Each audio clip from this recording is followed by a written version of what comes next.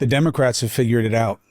They know how to deal with clickbait, but also campaigns. How? What did they figure out? Are they right? What are the limitations? What are we going to see next? I have answers to all of those questions. I am Chris Cuomo. Welcome to the Chris Cuomo Project. How do I have answers? Because I'm talking to somebody who is literally the tip of the spear for Democrats, who is part of reshaping the left, not just to counter MAGA, but to literally bring in a new era of politics in the name of the Democratic Party. His name is Brian Tyler Cohen. You want to know why millions and millions are joining an increasing, expanding following, and why he has influence and gets phone calls from so many important people? Here's why.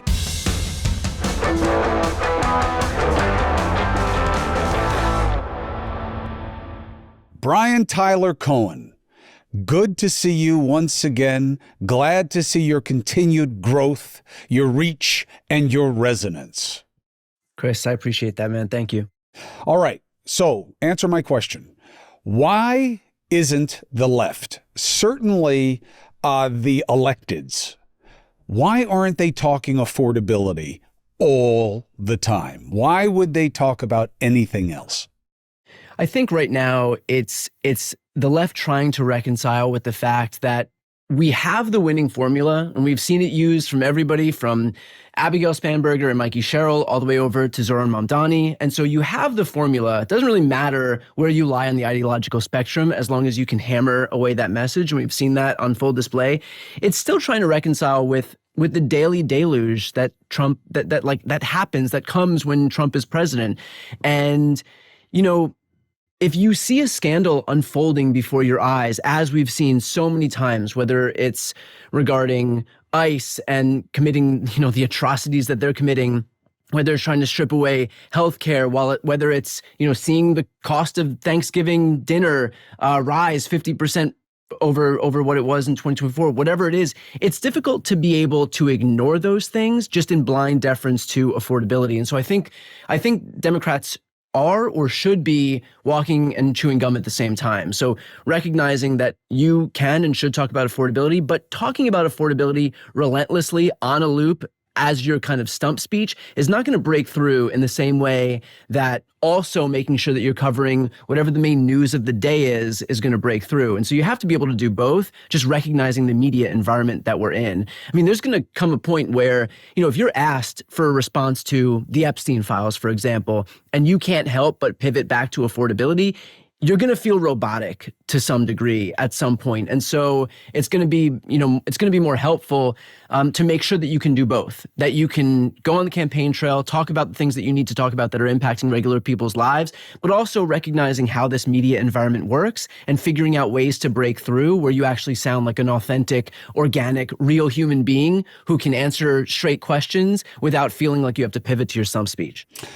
I think that you can state with some confidence that that's what works for you, and it works for the clickbait crowd, which is how you get revenue and reach. But where does your confidence come from that it works for you guys winning elections?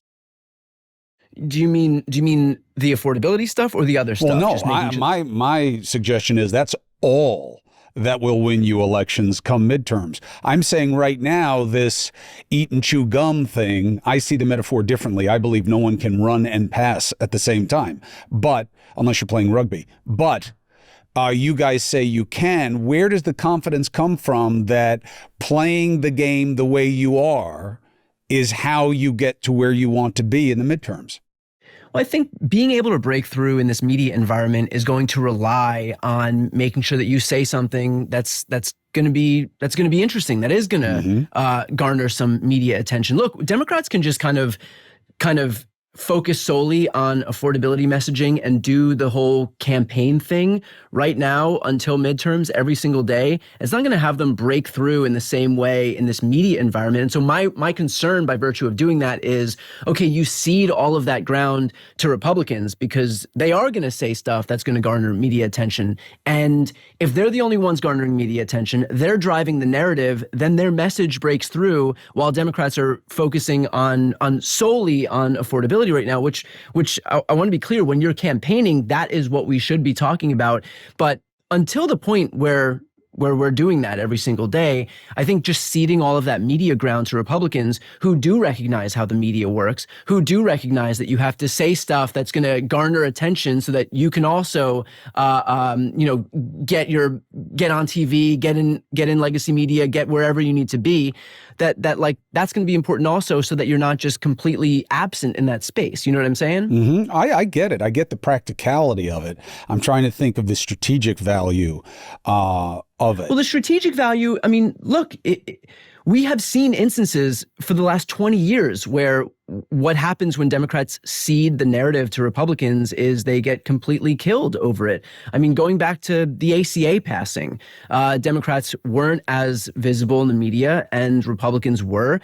And by the end of this thing, not only Democrats get killed in the 2010 midterms, but everybody thought that the ACA was going to usher in death panels. And so there's a lot of danger in ceding this ground and creating a vacuum that Republicans can then fill. Democrats have to be present. Even that was about the ACA discussion and how it was framed. Here's my curiosity about this. Okay, I totally get what you're saying, and it is right. You are right about how the media works now. I don't believe in the distinction between legacy and any other. There's just media. Yeah. Now, the problem is we've never had this much media, and with more does not always come better. So you have more misinformation, more hate, more clickbait, more outrage than ever in the history of media, because we have more of everything. Do you have more offsetting virtues as well? I don't know, but we certainly have the problems, especially in our politics. You say, yeah, but we know it's working. Look at the last elections. Here's my problem with that and my concern for the left, okay? You won what you were supposed to win, okay? And these are non-midterm off-year elections, okay? Lower turnout, although record turnout within that space. The Democrat almost always wins in New York City, okay? Yep. He was running against another Democrat, but my brother is not what the Democratic Party wants right now, which is why I was not a fan of his running. Mamdani is not Spanberger or Mikie Sherrill, and in my opinion, unless you are in a New York City or a San Francisco, he loses to Mikie Sherrill or Spanberger. Why? Because there's too much extreme crazy sauce. And Spanberger and Mikie Sherrill did what? We are of the system, military, CIA, right? All the boogeymen. But what? We're reasonable. We're righteous, but we're not radical. And we know how to do the job. That's Spanberger. That's Mikie Sherrill. You won the seats you were supposed to win, but you did it two different ways. One is, we're the angry ones now. That's Mamdani. We are outrage. We are populist furor. The other way was, we know how to do what has to be done, and I have an impressive pedigree. Which are you? Look, I think that we need to do both, frankly. I think that there's an appetite in the blue bastions to run firebrands who are going to fight fire with fire. Look, I'm certainly of the persuasion that Democrats have for far too long been the party of strongly worded letters. And I mean, this is a party that continues to age, continues to think that if you confer goodwill onto the other side, that it'll somehow be reciprocated. And that's been my entire life. And guess what? It's never been reciprocated.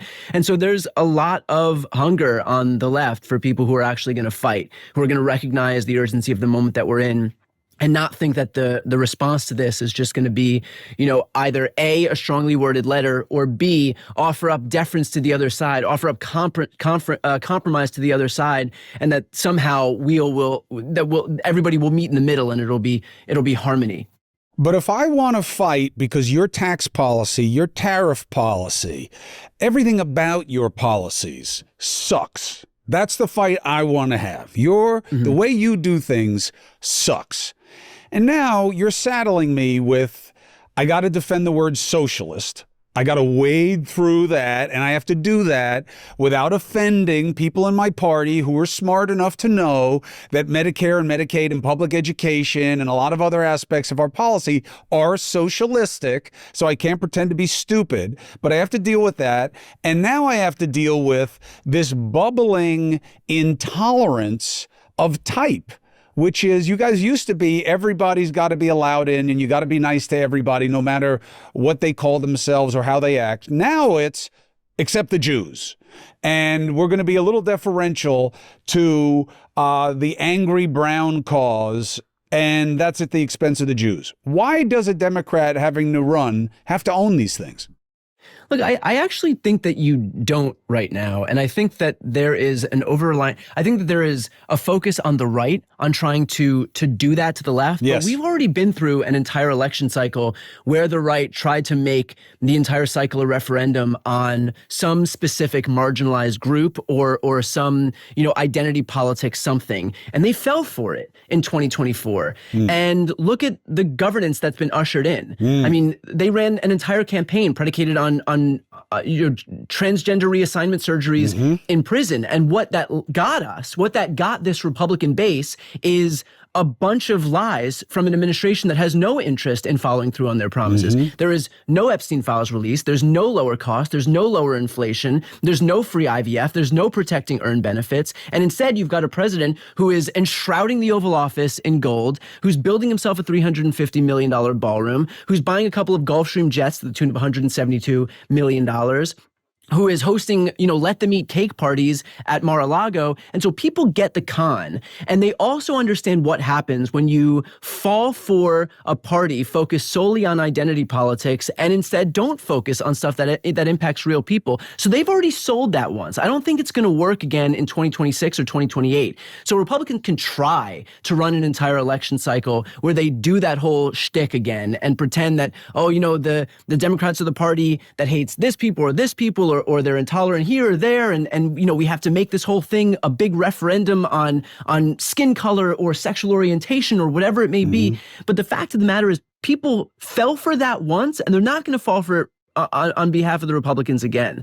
And so Republicans run that playbook at their own peril, because right now we've got Democrats who, from the entire spectrum spanning Mamdani over to Spanberger, are running an affordability playbook regardless of where they lie on the ideological spectrum.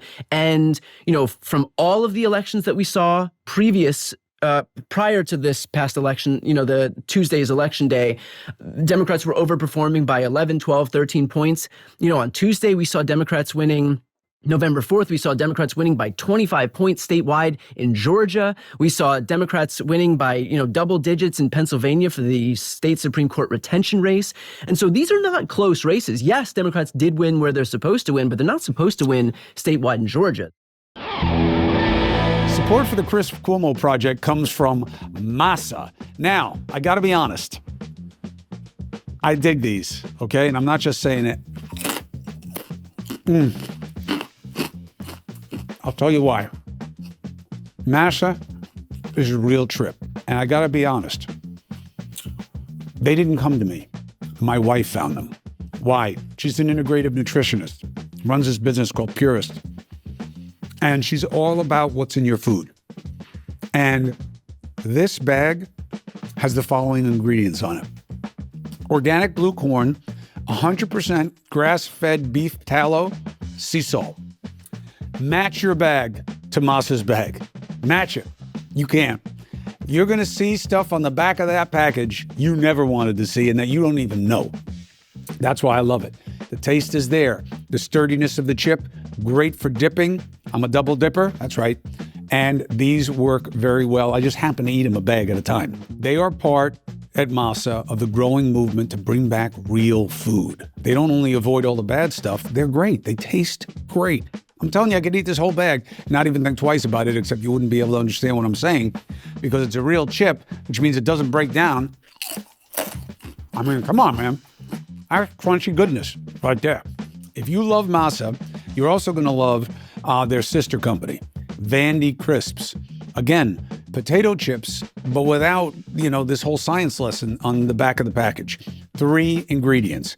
Are you ready to give Masa or Vandy a try? If you use the code Cuomo, you're going to get 25% off your first order at massachips.com or Vandy Chips. massachips.com or vandycrisps.com. Chips versus crisps. Simply click the link in the video description or scan the QR code and you can claim this delicious offer. Now, let's say you don't want to order online. That's cool. They're coming to more and more markets. They're in Sprouts stores, wherever you are, and you can stop by there and get a couple of bags before they're gone. I get what you're saying. You got to play every day where the ball is. I just have, I have concerns about it, and I want to do a little exercise with you. But first, I want to compliment you. So you helped me realize something about myself that I was misperceiving.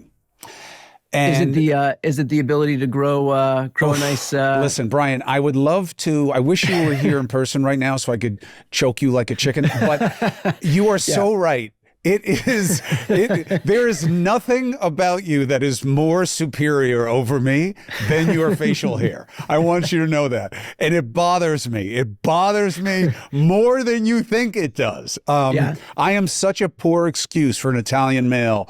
It kills me, but it's Movember. I'm doing it with the brothers at the firehouse to raise money for men's cancer research. So I'm doing it, but it is humbling on multiple levels. You're right. So you did teach me that. I'll add a second thing. I actually engage in violence on a regular basis, right? I am a student and a user of self-defense combatives. I do it all the time. What that has taught me is something that has hindered my analysis of your tapping into outrage and wanting what you call fighting, okay? And at first I was like, this is all heat, no light. And Brian and these guys are just acting like what they used to oppose, and they're just yappers now. And here's what I was missing. In my world, okay, I see talking of any kind. If you're saying, I'm going to grab your little mousy mustache and rip it out, we're still talking. We are not violent with each other yet.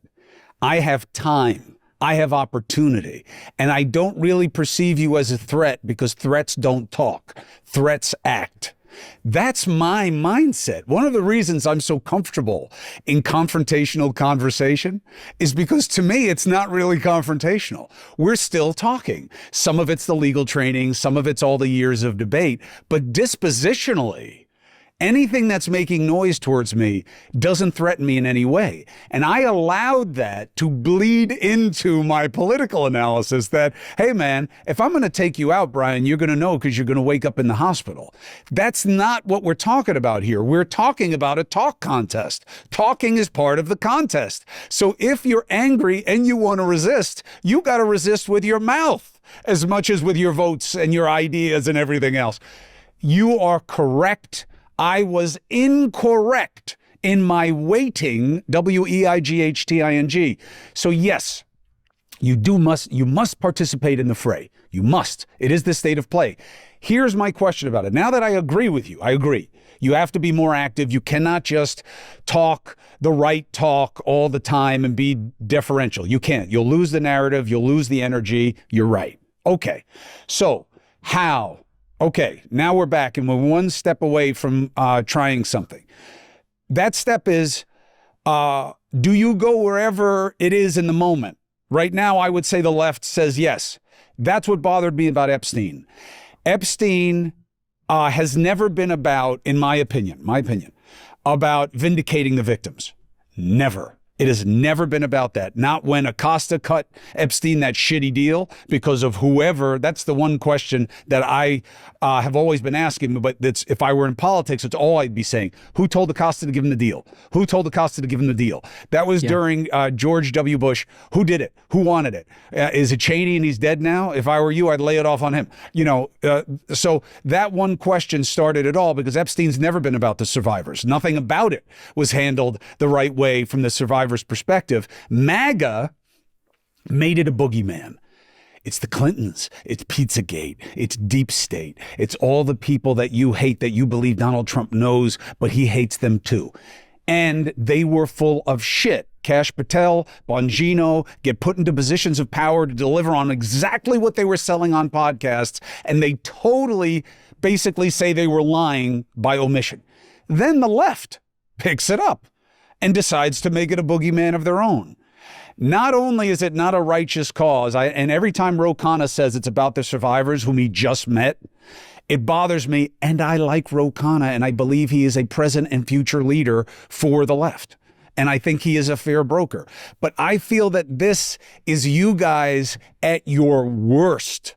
It may be MAGA at its best, by the way, but it is you tapping in to what pisses off the majority least.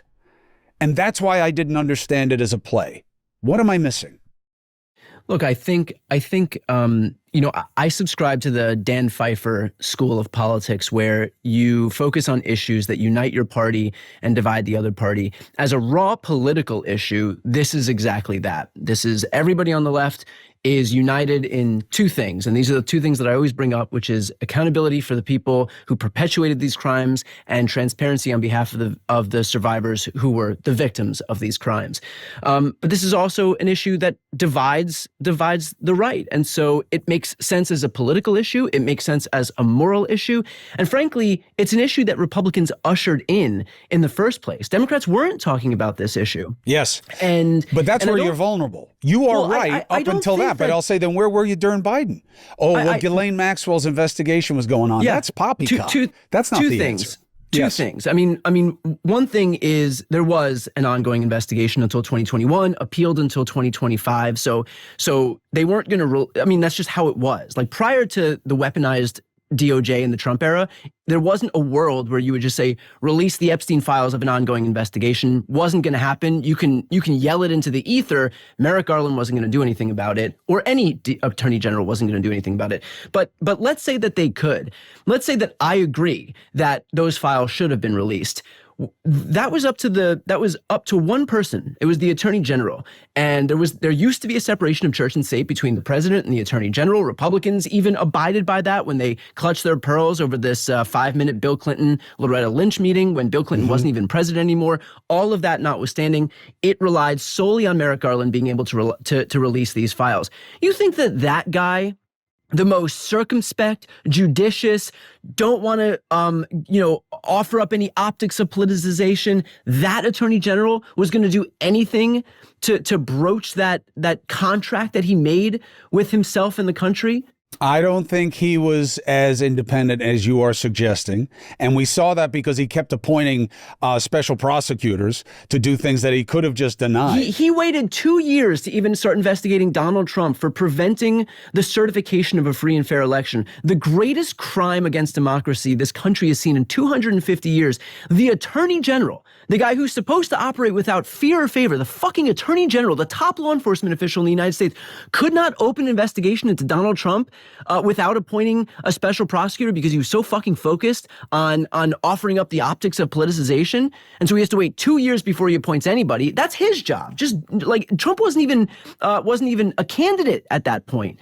But he was so scared of offering up those optics, those poor optics, that he waited, sat in his hands, finally deigned to allow a special prosecutor to come in. And by that time, whether it's because there wasn't enough time or because our judicial system isn't set up for somebody who's going to abuse it to the extent that Trump did, nothing ends up happening. Even if you are right about your premise about Merrick Garland, I still think you're using him as a scapegoat in this way. The straw man argument here is there was an ongoing investigation with Ghislaine Maxwell. Forget about the fact that I have, in my experience as an attorney, but also as a journalist, had plenty leaked to me whenever they want, whenever it is advantageous. And we've certainly seen that. Let's put that to the side. I'm not saying that because there was an ongoing investigation, they wouldn't release all the files. Nobody's saying that. I'm saying Ro Khanna, during the Ghislaine Maxwell investigation, could have said, hey, what about these 20 names? Hey, what about these other people? Is that being investigated? And they would have had to answer. Now, were any of those people part of the Maxwell investigation? No. Was she ever asked through counsel about any of them? Yes. And did she say she had information to offer?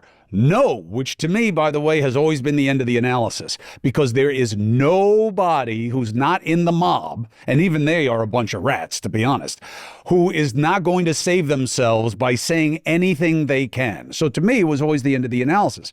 What I'm saying is, they could have been calling for these other aspects to be investigated and to come out, and they didn't, because they didn't Agreed. see advantage in it, and now they do. Here's the exercise I want to do with you, BTC. I want to play one Democrat and you play another, okay? And we are in a primary against one another. And I am going to, you use whatever issues you think are important. I'm only on affordability because I see it so much more broadly than you guys are defining it right now, okay? And I don't even know why you changed the word. I would have stuck with cost of living, but I'll give it to you. Yeah. I'll go affordability. You bring up any issue that you think will matter in the midterms politically, and I will counter with only affordability. And we'll just see where it goes. And not in a gotcha way. I'm just telling you how powerful I think this issue is for the biggest cross-section of Americans that any party could ever want to access. So you're running against me as the Democrat. I say, I don't care about Epstein. I don't care about Trump's authoritarian ways. I don't care about MAGA. I don't care about any of those things. I think they're irrelevant to the majority of American people. And you say, we're on the debate stage. It's me or you. We're splitting the vote. But you're saying I can't talk about affordability. You can talk about it. But I'm saying my opponent, who's got amazing facial hair, is an outsider, is refreshing. I like him in a way I don't even like myself. But this cat is doing what MAGA did to us. He chases every shiny fucking thing that he can use to play the clickbait game. And it's great for his podcast. It's not great for the country. Put me in a position of leadership. Look, I think that we have seen the extent to which full Republican governance, there are no Democrats in office, no Democrats leading the House, the Senate, the White House. This is what full Republican governance has wrought onto us. And these people have run on a platform of a populist platform where they're focusing, they're promising lower housing, lower rent, lower groceries, lower eggs. And instead, full Republican governance, cult of personality around Donald Trump has ushered in Donald Trump's sole focus on surrounding himself with gold and opulence, buying jets that the taxpayers are paying for, buying gold leafing in the Oval Office that taxpayers are paying for, hosting lavish parties, lowering their tax rate only for Trump and his donors and his rich billionaire friends. And we have no Republicans in office because they are scared of the God King who are lifting a single finger to do that. And so we need people in office who are actually going to focus on regular people, not blind deference to, an autocratic leader in Donald Trump, because they're too chicken shit to push back against somebody who they fear might send out a mean tweet and get them a primary challenger. I agree with my better looking, younger, and more likable opponent about the problem. However, he is forgetting to include that he and his kind within my party are part of that problem. Because while you are right in your diagnosis, you are obsessed with Trump sucks. And that is why we keep losing to them. Because the American people, literally, at a margin that we have never seen before, rejected us in favor of this fucking shitty MAGA situation because we have been relentlessly against, instead of what we can do better than these people. And what we can do better than these people is fix their costs of living. And we start with regulating the insurance companies. And we start regulating the insurance companies by rejecting their lobbyist money with, yes, my party has taken more of, and it is a shame.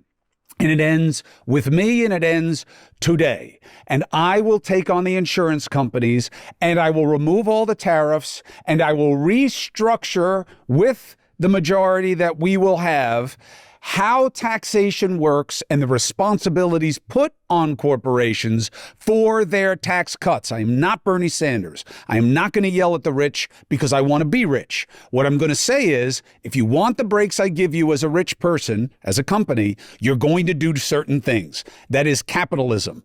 We pick winners and losers. It's what we do. It is not socialism. I reject my opponent and his socialist pals. I reject them with their angry rhetoric of hating everything.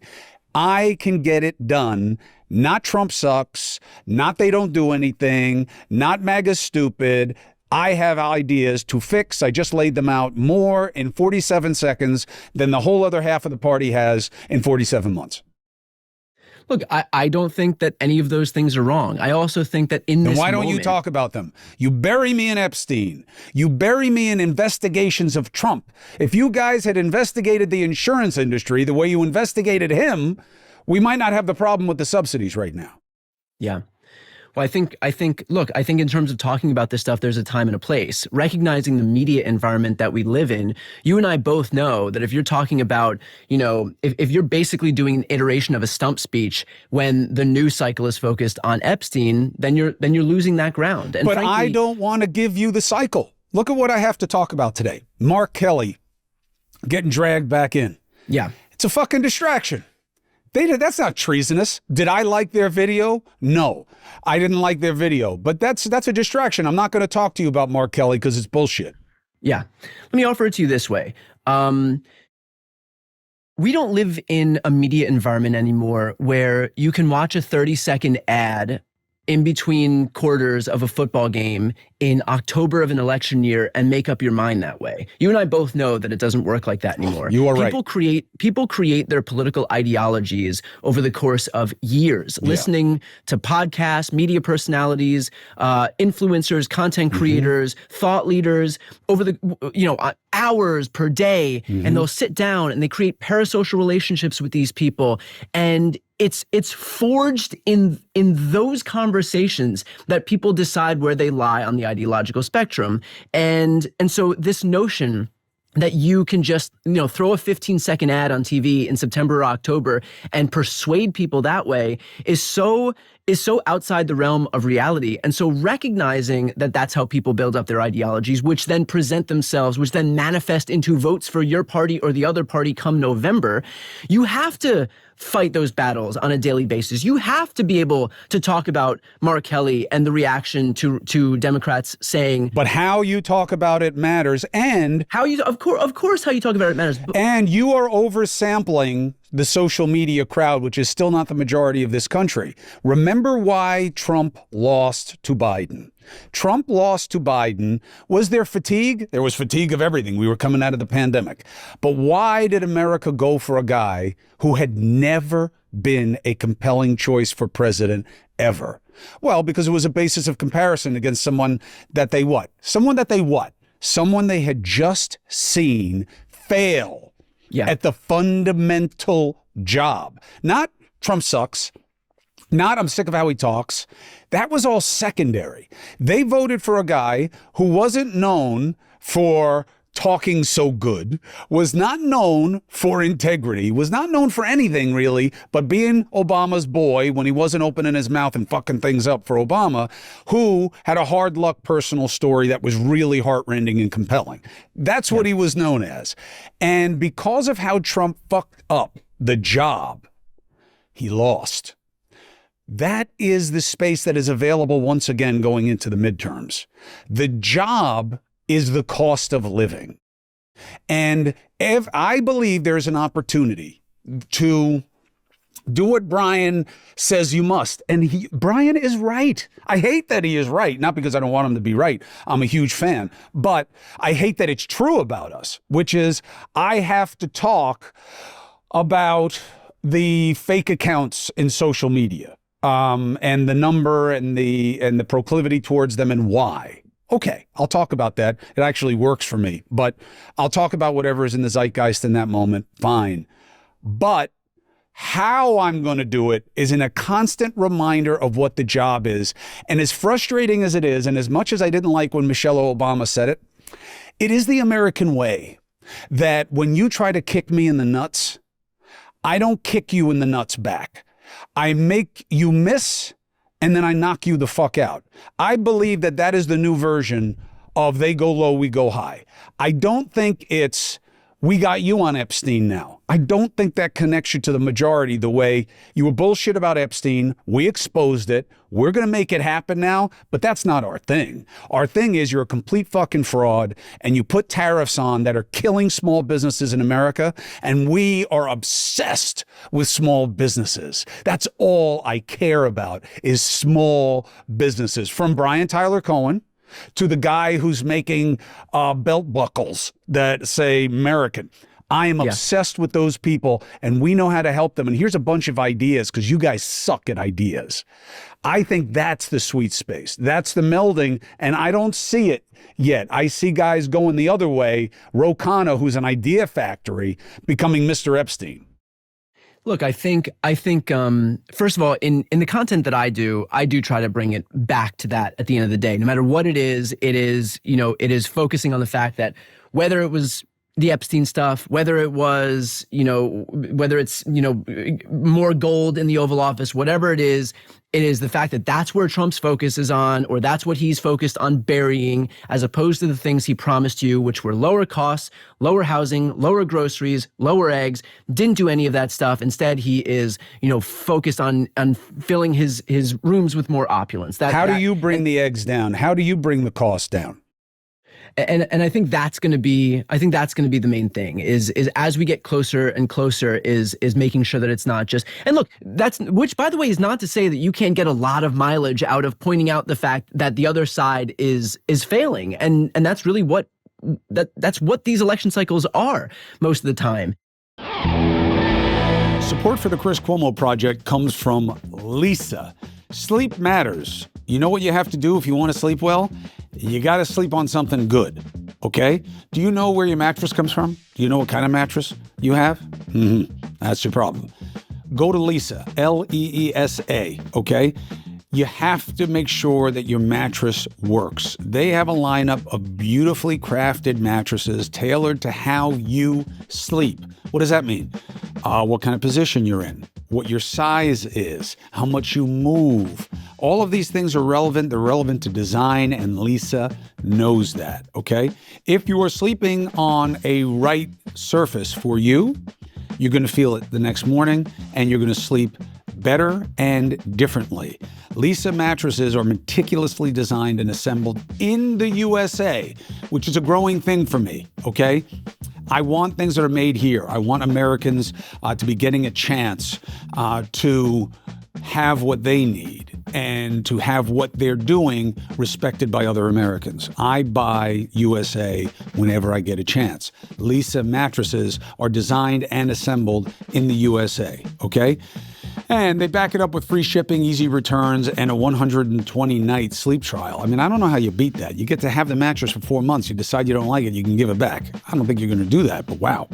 Lisa has been tested and awarded Best Hybrid Mattresses by the New York Times Wirecutter and is exclusively featured by West Elm as their go-to mattress partner. So go to Leesa.com, that's Leesa.com, okay? And you'll get an extra $50 off if you use the promo code Cuomo, exclusive for my listeners. Leesa.com, use the code Cuomo. And they're going to say, hey, where'd you hear from us? Tell them Cuomo sent me.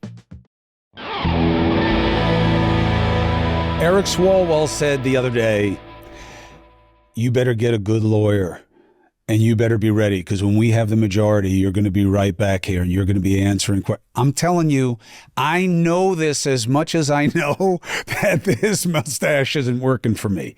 Lawfare is dead. It only moves the needle with the people who were never going to vote for the other side anyway. The rest of us don't believe it leads anywhere. You need both. You need something. Here's what I think. I think you need something for a very demoralized base. These are true blue Democratic voters who have watched the Democratic Party brand suffer so much by virtue of its fecklessness and impotence. And I think that you need to give those people something as well. All right, here's what I'm going to give them. Here's what I'm going to give them. I'm going to give them exactly what you want me to feed them, but it's going to be, I don't know the right metaphor, but it's going to be different, but it's going to be the same. Here's what I'm going to do. I am not flaying any MAGA folks or members of this administration, unless I have to, unless we're talking about a felony, okay? Then, okay. Here's who I'm going to do it to. The Campbell's soup guy who admitted that their ingredients suck and they don't really care because it's mostly poor people who buy their soup. Yeah. That's who I'm coming for. That's my lawfare. My lawfare are the people who benefit. See, it's what AOC and Bernie have always missed for me. It's all, hate the rich. Hate the rich is not what I'm talking about. I think Bernie's been really effective at kind of. I mean, look, Bernie certainly is at no loss for criticism against the Democratic Party more broadly. He has been very on message in terms of recognizing who the villains are, and so. But everybody knows who the villains are. Make healthcare a universal human right. What does that do? Let's say you have a universal right, whatever that means, by the way. Let's say you have a right. Let's say we were to put it in the Constitution. Mm-hmm. You have a right to health care. You think that changes our problem? No. The reason they went after access in the ACA, because I lived it. And this is something for you guys to remember, do homework on, and realize when you get in, hopefully 3 phases from now of when we're talking about, well, what are we actually going to do? And now we have power to do it. The ACA went after affordability because the industry and all of the tentacles would have crushed Obama if he went after affordability. So it was about access. Even though it's called the Affordable Care Act, it should have been called the Accessible Care Act because that was the only give.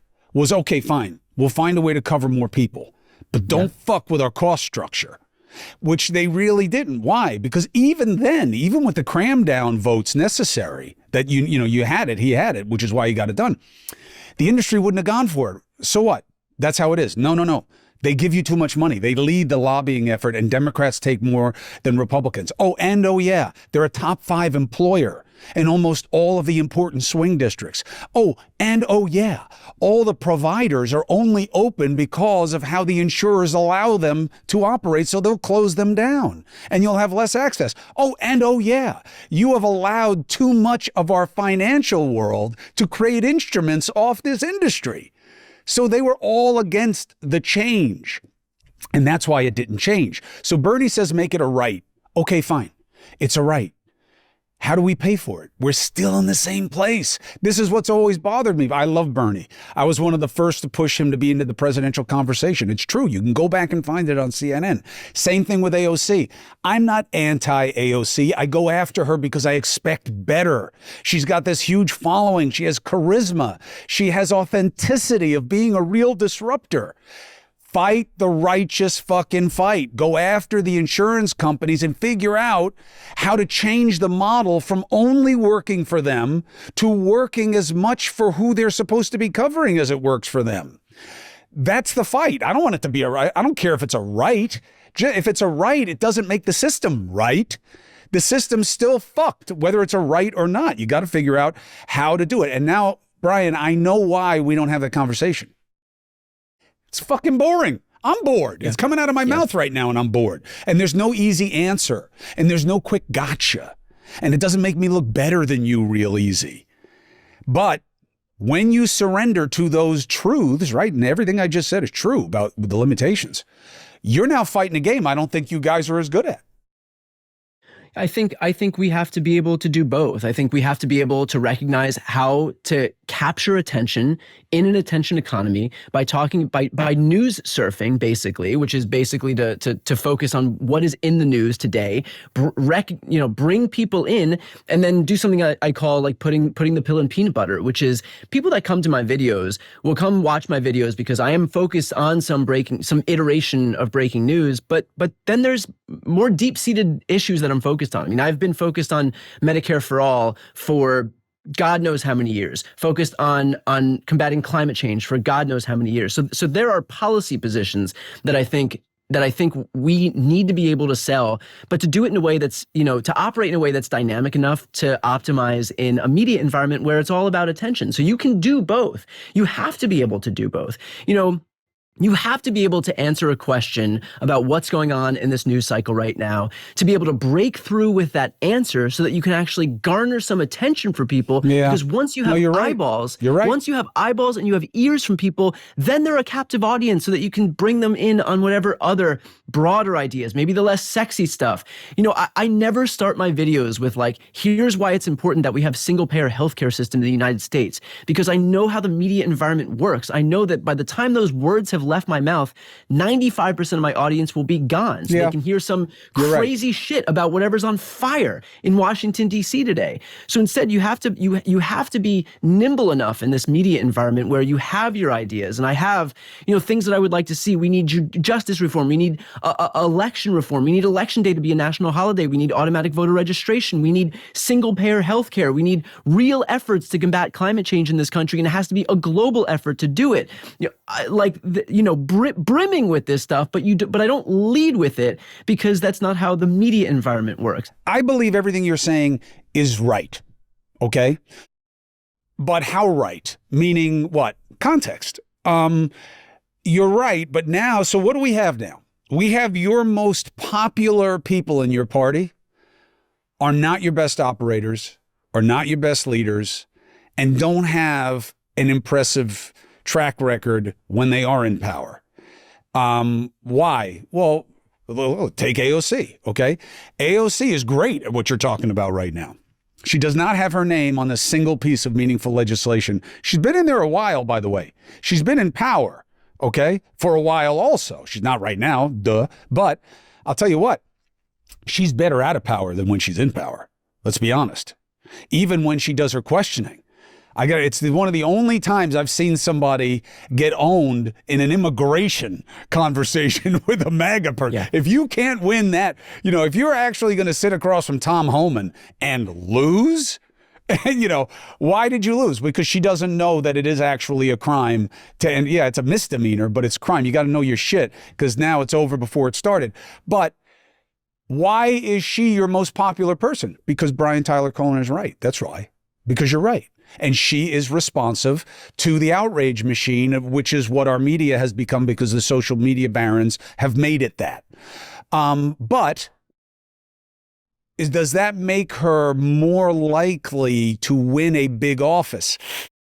See, I think that's the big question mark right now, is that once you go from what dominates the list of what's trending on my phone to what's going to be trending on election day when you see the results, I think that there's a question mark there, that we are not all social media warriors. We are not all. The majority of people in this country are not. Are more and more people?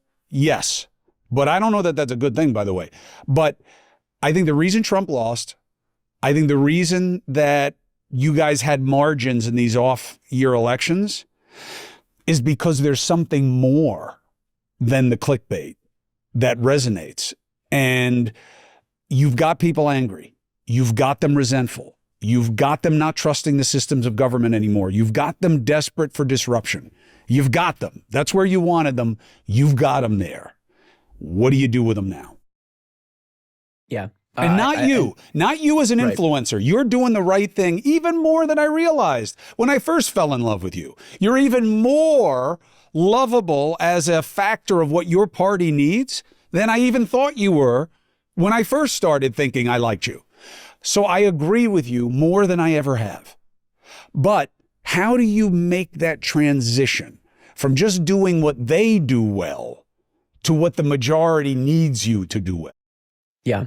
Well, I think it's two things. I think responding to the outrage machine is important not because you're succumbing to the media environment or what the tech oligarchs who are, operating their strings from behind the scenes want us to do. There is a degree of that, but I also think that it's most important in just building trust with your audience. Like, it's not about Epstein at the end of the day. It's not about how you respond to the insurance companies at the end of the day. I think it's about proving to your audience on a daily basis that you are a trustworthy operator. So engaging in these fights, you're right, may not move the needle at all. You may just be talking to the same people or the same cohort of people over and over and over again. But in taking on these fights and dying on the hills that you think it's important to die on and putting, your message out there, you're building trust with an audience that knows, okay, now this is somebody who I know can be an adept voice that can speak on my behalf, and give them more trust to operate, in Washington, doing whatever it is needs to be done. So it's not about these small battles. I don't think that you're necessarily burning political capital by fighting these fights. I think you're just showing an audience, an increasingly large audience, a growing audience, who you are. And I think that counts for a lot. I mean, look, like I said before, think about how much money is often spent in these elections on these September, October of an election year ads that go in one ear and out the other. This is just replacing that. This is showing an audience that is much more keyed in online, that has much more access to these politicians, who you are. You're not doing it in September or October, and it's not costing all of your money in September or October. It's spending time and resources and energy doing it all year round to a different degree, but you're still doing the same thing. You're still showing the audience who you are, and that you're going to be a fighter on their behalf. And so I think it's not about the specific fights. It's about building up your bona fides and proving that you can be, somebody who's worthy of trust and respect. And I think that comes, it comes in a different form than it used to, but I think it accomplishes the same goal. So I get what you're saying in the sense that, like, this is where everybody's burning their political capital on these dumb fucking daily fights. But I think it's bigger than that. I think it's showing audiences who you are so that they're not just trying to convey that sense in September or October in a 15-second ad. Support for the Chris Cuomo Project comes from AG1. Look, you know my deal. I'm one and done. I am all about fighting the good fight. And when that comes to fitness, wellness, you got to put the right stuff in. And AG1 makes it so simple. You're just one and done. I take one scoop in the morning, bink, into some warm water. I drink it. Tastes great, but more importantly, it's filled with great things, right? It's not just a multivitamin. It's the pre and probiotics. It's the superfoods. It's the antioxidants. It's the adaptogens. It's all there. It's all in one scoop. And they did the science. So it's not only in a more readily digestible and accessible form for your body, certainly more than a pill, but I don't have all the different bottles anymore. All right. I already got enough of those for medicines. When it comes to my supplements, the simpler, the better. Okay. And this is very key, especially this time of year, guys. If there is a time to get into your supplements, and AG1 specifically, this is the time, because this is the time you get sick. This is when you have to make sure your body has everything it needs to deal with the cold and the viruses and everything that brings down your immune system. Okay. AG1 Next Gen really helps make a difference. It contains more vitamins and minerals than ever before. Why? Because they keep upgrading their formula, right? That's science. You learn as you go. And AG1 Next Gen is clinically shown to fill common nutrient gaps, okay? And that is a very key thing for me, and I hope it is for you as well. And you make it such an easy part of your daily routine. AG1 is now making it even easier. They have their best offer ever. If you head to drinkag1.com/CCP for the Chris Cuomo Project, you're going to get the welcome kit, a morning person hat, that's nice, a bottle of vitamin D3 K2, and an AG1 flavor sampler. And you're going to get to try their new sleep supplement, which is big in my house, AGZ, for free. Game changer. So in the morning, AG1, bink. At night, AGZ, bink. Helps me get up, get ready for the day, helps me wind down, go to sleep to get ready for tomorrow. That's drinkag1.com/CCP. You'll get $126 in free gifts for new subscribers. I'm totally with you with the ads. I'm totally with you with the media saturation. I'm now totally with you in the you can't avoid the fray. And, I know that it's funny because people see me as a fucking flamethrower, which is never been the case. And it's not because I don't like to fight. I love to fight. I literally, I love it. I can debate anything all day, especially with the level of debate that passes for debate these days. Chris, you know that I think I told you this on our last conversation. I almost went to law school because I would watch you on CNN in like 2017 and 2018. And I was like, the way to be an effective communicator, the way to be an effective fighter is, to have the law on your side. And I would watch you and I was like, I think I'm going to go to law school. So you almost sent me to fucking law school. Well, I wouldn't want to do that because if you don't want to be a lawyer, man, is that a tough process. And also that's not why I am so devoted or conditioned by Socratic dialogue. It's how I was raised. I was raised in a really weird, but by today's standards, way, and not just generationally because I'm Gen X, but profoundly Italian, Queens neighborhood. Okay, the names on the block were Cuomo, Capolongo, which means long head. Although if you said that to their face, you better have your hands up. Scudieri, Testani, Favuzza. Okay, that was my block. Okay. Yeah. Rapping fig trees. Everybody was first generation there. Their kids were second generation. Me. My father was a fucking genius. Okay. He was an angry, anti-elitist, anti-WASP. Okay. Ethnic, angry, disenfranchised. Okay. He also was so hard. He did not believe in emotional intelligence. So you would say, Daddy, you called me fat. You hurt my feelings. And he'd say, well, are you fat or not? Well, Mom says I'm husky. You're fat. You know you're fat. That's why they make you a lineman when you should be carrying the ball, because I was the fastest guy recruited into baseball when they made me a pro baseball player at 17. Your brother runs like the wind. Every one of your sisters is fast. You're fat. Oh, you hurt my feelings. You have no right to be upset. That's how I was raised. So the Socratic dialogue was very natural to me. It wasn't law school. It just made law school easier. Right. For me. It's correlation, not causation. What happens is, and what is necessary in this environment now, why it's so easy for me. I honestly believe you could give me any position right now and I'll have solid arguments instantaneously because that's all I do is study. And I study in a way that very few people do in digital media today. I study what I don't agree with all day long. I study what I'm not a fan of, what doesn't make sense to me. And on real things, like what? How is what these people call pro-life, how is that a thing for them? Where do they find it in their Christian understanding? I just finished reading this stuff that my wife gave me, who's a nutritionist, and she's really into the spiritual world. If there is such a thing as a soul, okay, which you have to believe if you're a Christian. So if you're a Christian, you have to believe that there's such a thing called a soul. Okay. So you check both those boxes. When does a soul enter the human body? There's a whole body of knowledge surrounding that. Now, do I believe in there's a soul? Well, that's my business. But let me tell you, if there's a gun to my head right now, I'll give you a guess what my answer is going to be. But I read it. Why? I got to understand. These people who believe what they believe about guns, about tyranny of government, about what they think about justice, about what they think about the environment, I have to understand what they think about the vaccines. Where does it come from? I have to understand. I got to read.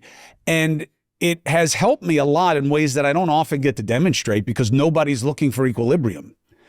Nobody wants to hear me tell them why the people who they have decided to hate believe what they believe. Yeah.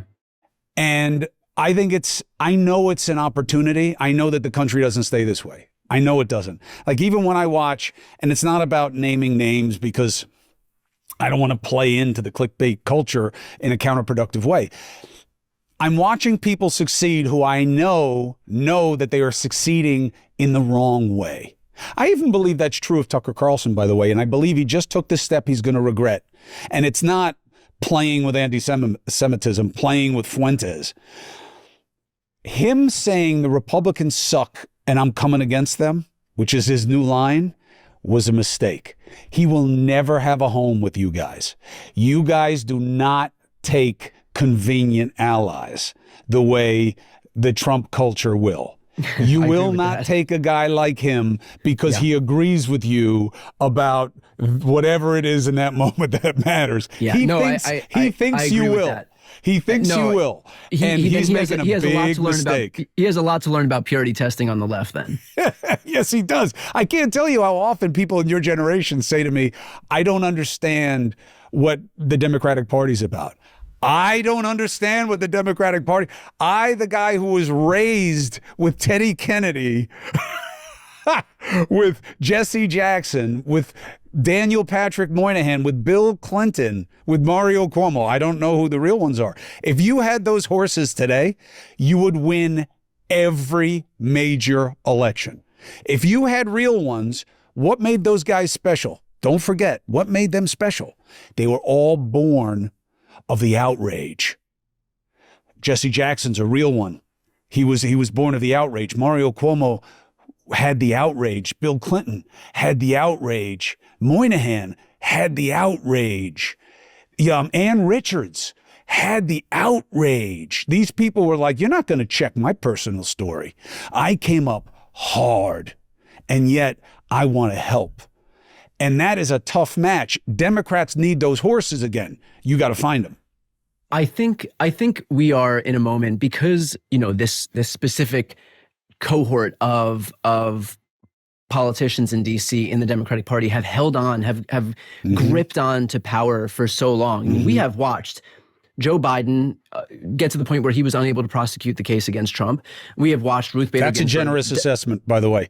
That's a nice way of saying you guys shouldn't have said that he was still himself when he wasn't anymore. But go ahead. I mean, look, when Joe Biden is up on stage saying that we beat Medicare, I think that pretty much nails where his rhetorical prowess was at that given moment. But we've watched Ruth Bader Ginsburg die in office, Jerry Connolly die in office. We have watched the same slate of Democrats that have been in office since I got onto the scene and started doing political media are still there. They're just getting older, and we expect to continue to be the party of 18 to 29-year-olds. Of course, there's going to be a major chasm there.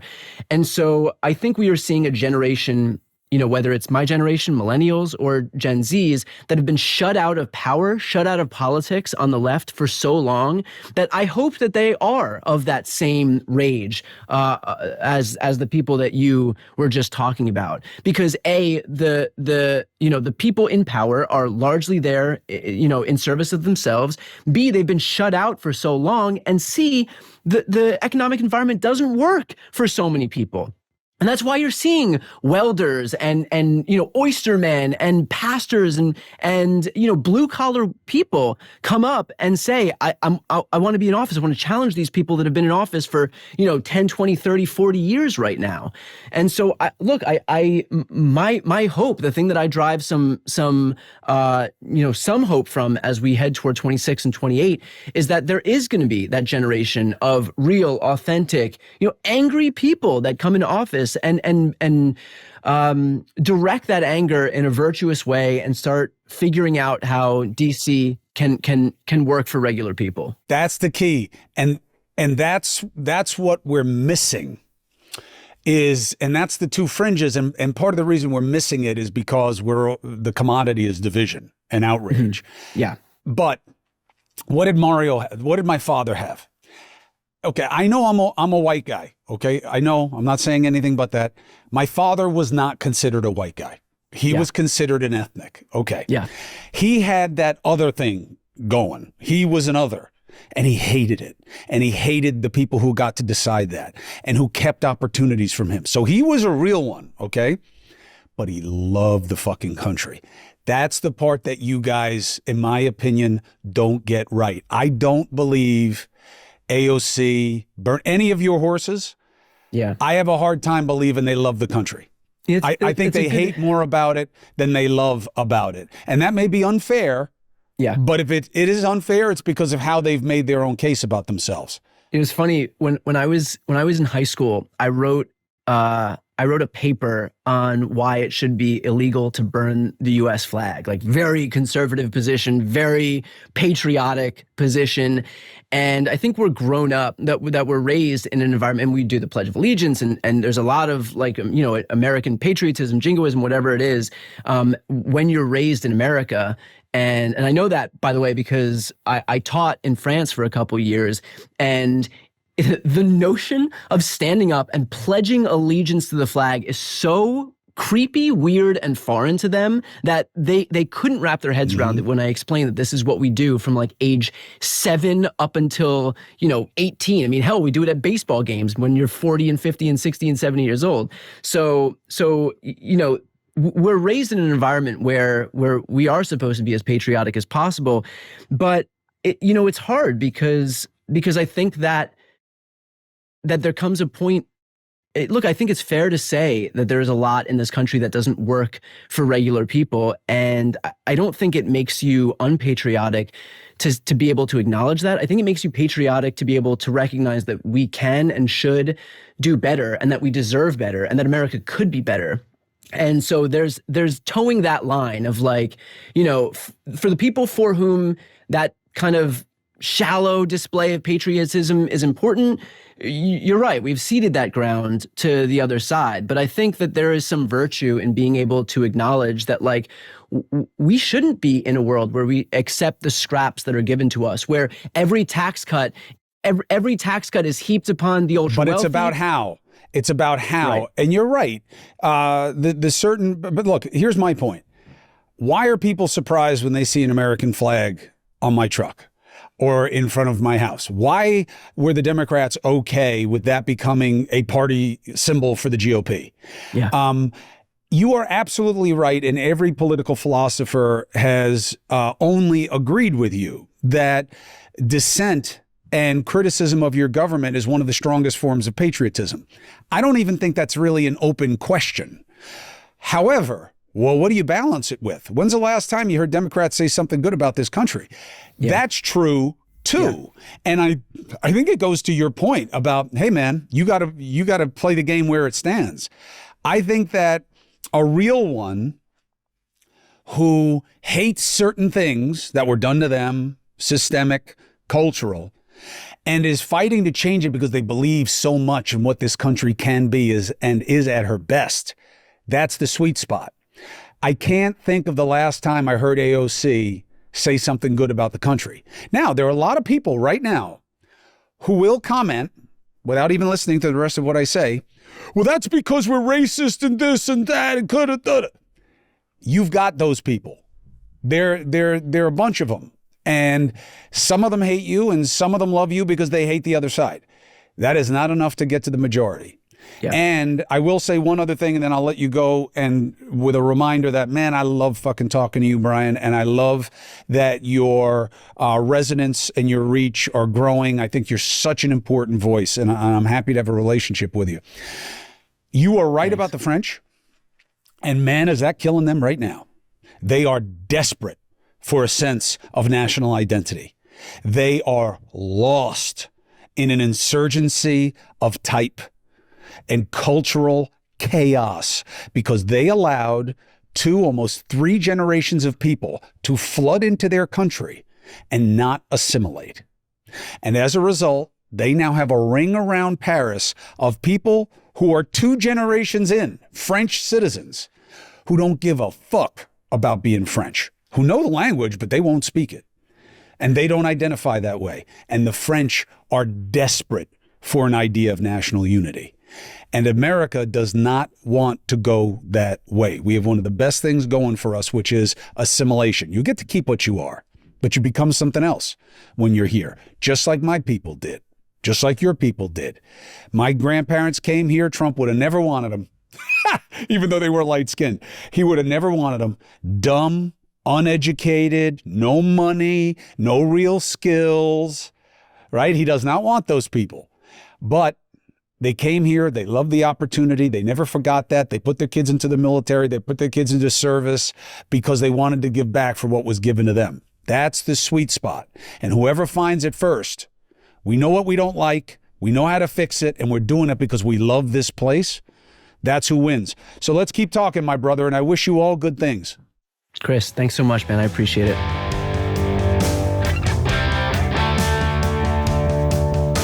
I love a conversation that makes me rethink what I thought I already knew and understood and how I decided to see things.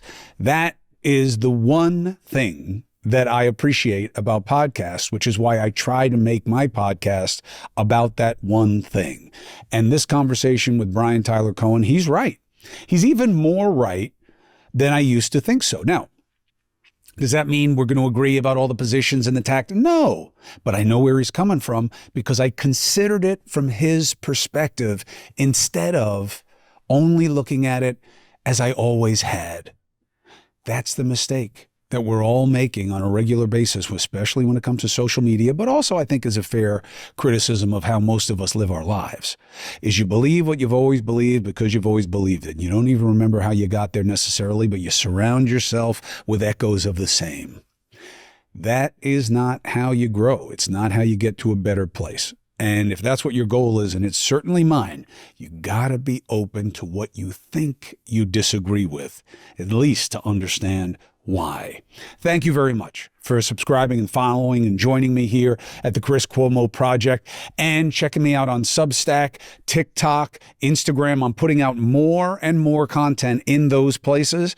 And yes, we are going to have different subscription models to get different kinds of content exclusively that also comes with access and offerings with me and to me. Okay, so look for those. Look for the gear. All right. Why? Because I want you to wear your independence. Okay. We're the fastest growing part of the electorate. Amen. Free agents, critical thinkers. I am different. Okay. You should be different. You do not want to be like what is out there in the main. Okay. That's why that's what the gear is. Buy it. You know what I'm using the money for. Okay. I'm using it to make crowdsourced contributions we can all feel good about, and you will be with me step for step along the way. I'll see you News Nation 8p and 11p every weekday night. If you're in the cable game or you can watch the clips online, YouTube is where you subscribe. All right, my brothers and sisters, the problems are real. Our approach is the same. Let's get after it.